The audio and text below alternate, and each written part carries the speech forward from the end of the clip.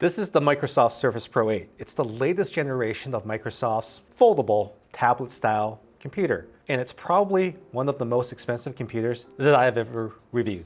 Okay, let's get right into it. This is the Microsoft Surface Pro 8. As I said, this is the latest generation of Microsoft's flagship reference-style machine for the Windows 11 operating system. Windows has elevated itself to Windows 11, and its new version is kind of more like a cosmetic upgrade in many ways, but it also has some stuff under the hood. More on that a little bit later. So to give you a kind of an idea of how much horsepower is in what we've got today, what we've got in front of us is a Core i7 11th generation processor on board this tablet. It's got a 13-inch screen. It runs at 3.0 gigahertz, which is quite quick, and it's quad core. It also has a 512 gigabyte SSD on board, 16 gigabytes of memory, and it has Wi-Fi 6 and Bluetooth. All pretty standard. And if you watch some of our previous reviews on Intel Evo notebooks, well, guess what? This is very much an Intel Evo platform notebook, which is not surprising considering that Microsoft and Intel work together hand in hand to create a lot of these different platform experiences. Pricing on the Surface Pro 8, starts at $1,399. And to be honest, there's a lot of different notebooks out there that could give you similar to almost the same specs for about the same price point. But the one that we're reviewing today, and I did preface this, is that it's quite expensive. It's $2,399 for this model right here with all the specs that I stated. And it doesn't include the best part of the Windows Microsoft Surface lineup, and that's the keyboard. This is probably one of my favorite things about this platform, but it's also not cheap. It's $349 for this, but it does give you the Microsoft Surface Pen, which also charges in this little cradle here. And when you connect it to the Microsoft Surface itself and it clicks in, it gives you a place to put the pen. It just kind of hides, just like that. It's pretty cool, to be honest. For that $2,399, you also get a 5 megapixel front camera. And this is something that's becoming a lot more important these days, mainly because we have been behind the screens for so long now that everyone on a 720p camera, it's looking a little old here. So Microsoft has taken it upon themselves to add a 1080p camera, which in my experience looks pretty good. It also has dual mics to pick up your voice and everything like that. So something like that is also improved. And it supports Windows Hello. So it does have facial recognition so that you can quickly sign into your meetings by looking at the screen. This is the front-facing camera on the Microsoft Surface Pro 8. This is a 1080p camera with a 5 megapixel resolution. Recording at you, how does it look? So one of the most compelling things about the Microsoft Surface platform overall is the fact that it does have this detachable keyboard. It is a tablet. It has this neat kickstand setup, which is now improved to allow you to flip it all the way down so you can work like this. Form factor and functionality, and also overall the ability to adapt to different situations is what the Microsoft Surface is all about. And the Surface Pro 8 takes that to another level. It's got 2 Thunderbolt 4 ports on it. What that means is that it gives you the ability to connect at very high speeds to anything from your standard peripherals like printers, scanners, other devices like cameras, but it also gives you the ability to connect high-speed storage systems. So if you're editing video or photos, you get that benefit. But on top of that, you also get the ability to upgrade to external GPUs, which allows you to turn this into a gaming machine or a very high-class, high-end creator studio so you can render those files a lot faster. I also really like the fact that it's also running a clean version of Microsoft. Now you hear a lot about that when it comes to the Google Pixel line of phones from Android, where they're a vanilla version of Android that's installed without any bloatware. This is Microsoft's vision of what Windows 11 should be. So in terms of performance, snappiness, and everything like that, you're going to get, like for like, with the same specs, probably in all likelihood, a much smoother performance out of a Microsoft Surface Pro 8 device. Now the Surface Pro 8 is lightweight. The tablet itself weighs about 891 grams, which is about 2 pounds. The keyboard, the kickstand here adds another couple hundred grams on top of that. So overall, you're getting a under 3 pound setup that is quite well built. I mean, this is not the lightest laptop. And the other thing that I really like about this is that the Microsoft has slowly changed from the original angular design of their first generation into something that's a lot more smooth, a little bit more organic, because original designs were a lot more angular. And I found that even with my original Surface, which I've had for a few years now, it's just a lot easier to hold. It doesn't feel like it's digging into my hands anymore. It's just a more ergonomic experience with this latest version.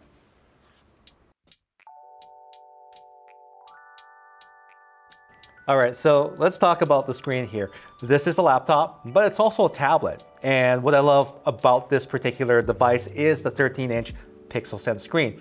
It's a full touchscreen. It's very, very responsive, but it's got more of a non-conventional laptop form factor. This is a 3x2 screen, meaning that's a little bit less rectangular-ish and a little bit more squarish. The resolution here is 2880 by 1920. So again, a little bit more height, similar width to a lot of different laptops out there. That real estate gives you a lot more height to play with, but if you're consuming media, keep in mind that there will be bars on the top and the bottom. Now the screen is also color accurate, but it comes out of the box a little bit punchy. The colors are very vibrant. I can see the potential in that, but for someone that's editing photos or video, you can adopt the sRGB color profile, which tones things a little bit down, makes it a little bit more realistic for you when you're working. The other thing that's really important when you're talking Windows 11, and we'll get into some of the other things that I really like about that operating system, is the fact that it does have up to 120 Hertz refresh. Now, out of the box, it's not turned on. So you're going to have to go to the display settings to change it from 60 Hertz all the way up to 120 Hertz. And what that gives you is just a very smooth, flowy experience. It almost feels like the machine's snappier than it really is. And it's something that a lot of people thought that they didn't need in a smartphone when we went from 30 to 60 to 90 to 120 Hertz. But once you look at a screen that's above 60 Hertz, 90 or 120, you really don't want to go back. And that's something I felt exactly the same about with this display. Now, let's talk about performance here. This is a $2,399 laptop, tablet, and you have to add a keyboard to that. So what does that give you in terms of performance? Well, let's just say that it's super snappy. Now, to kind of preface how I use it, and you can compare that to my workload, is I typically have 2 different sessions of Chrome open. Using the new profile feature, I have one profile directly dedicated to work, and I have another profile dedicated to home or other administrative things. I run both sessions simultaneously, which means that it's crunching up a lot of cycles working in the background. So in total, I have about 40 tabs open at any given time. I also have Slack open. I also have other utilities open. I check social media profiles for GetConnected. I look at all of the stats and everything like that. I'm writing. It's just a quagmire of things going on this laptop. And for what it's worth, even under those workload conditions, it's still very, very snappy. I have not seen this thing slow down. I love the way that the 120 Hertz screen makes everything super fluid and smooth. And to be honest, performance overall in a office administrative work setting shouldn't be a problem for you. The one thing that I was really surprised about was its performance when working with creative applications. Now, this doesn't have an internal NVIDIA or AMD GPU. It has what's called Iris Xe graphics, which is part of the Intel Evo platform. It's built into the CPU, and to be honest, I wasn't expecting a whole lot from it, but when I did a quick render test, and quite often we'll take a lot of the Blackmagic raw footage that we get from our cameras and we'll transcode it so that someone can view it on the other end, and we'll upload that so that any machine can look at the footage and take notes. I was able to take a 5 GB file and transcode it down to a MP4 file within 4 minutes and 48 seconds. My Dell, which is an XPS 15, It's a few years old. It came out in 2016. That machine has internal NVIDIA graphics inside of it. It's got a 960M. So on paper, you might think that it would be faster than this machine, but I was sorely mistaken. It did that same render in 5 minutes and 24 seconds. So if you're a creator that has a 5-year-old laptop that you think is still pretty good, it just got owned by this machine that doesn't even have an external graphics card. So there you go. This might give you the impetus to kind of move up or move into something like this. Now, one of the things that a lot of people don't expect a lot out of a laptop or a tablet is audio quality. You tend to want to put on your headphones, be it true wireless or something over the ears, or even something that plugs in, which is getting a lot more rare these days, and enjoy the sound that way. Well, I gotta say, I was blown away by the speaker quality on this laptop. It has 2-watt speakers, there's 2 of them on board, and it supports Dolby Atmos. And when I fired it up, it sounded really, really good. Let's have a listen.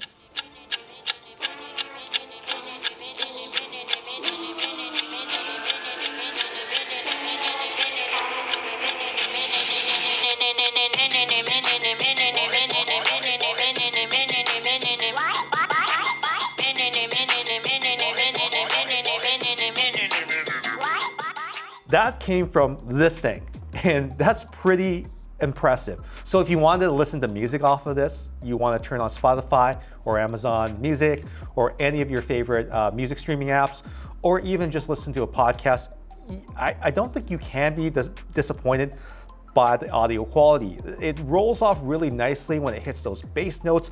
It just has this really great warm sound, and that's fantastic work, Microsoft. So good job on that. One other thing that you might appreciate is the fact that it does have a 3.5mm headphone jack and a volume rocker right underneath that. So if you do have a set of high-end headphones, 75 ohms, and you want to use them to listen to the best quality sound wired, you can totally do that too. But of course, it also has Bluetooth on board. 5.0 is supported. You can also hook up some of your high-end wireless Bluetooth headphones as well too, and get another great experience. Okay, so this Surface Pro 8, it's small, it's light, it's got an external keyboard. It does a lot of things really well, but how's the battery life?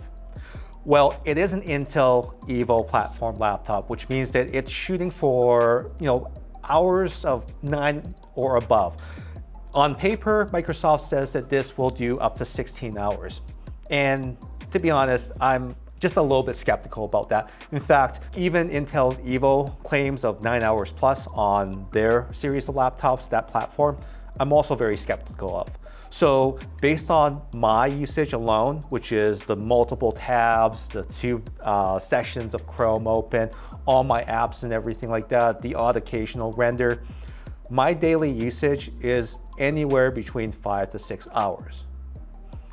But that might not be you. You might be in the Microsoft Office platform all day long, crunching spreadsheets, writing Word documents, reviewing contracts, using the pen. But in my experience, that's not something that I was able to achieve.